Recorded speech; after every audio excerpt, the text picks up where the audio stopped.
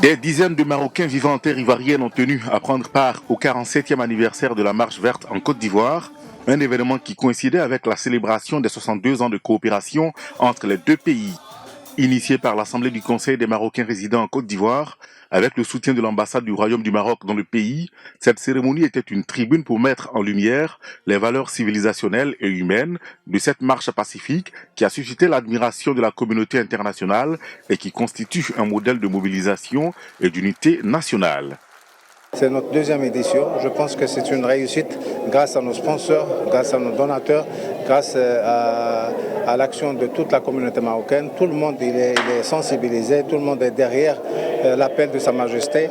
Donc c'est une fête nationale pour nous et c'est une fête qui rassemble tous les Marocains.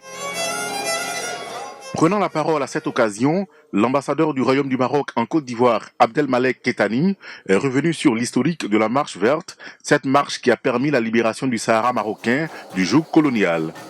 Alors en 1975, le 6 novembre, Sa Majesté Hassan II, que Dieu ait son âme, a lancé la glorieuse Marche verte, qui était une marche faite de 350 000 habitants du Royaume du Maroc, qui sont allés pour libérer la province du sud du Royaume du Maroc, suite au jugement de la Cour internationale de justice qui a reconnu les liens indéfectibles d'allégeance entre les tribus des populations sahraouies et le glorieux trône alawite du Royaume du Maroc.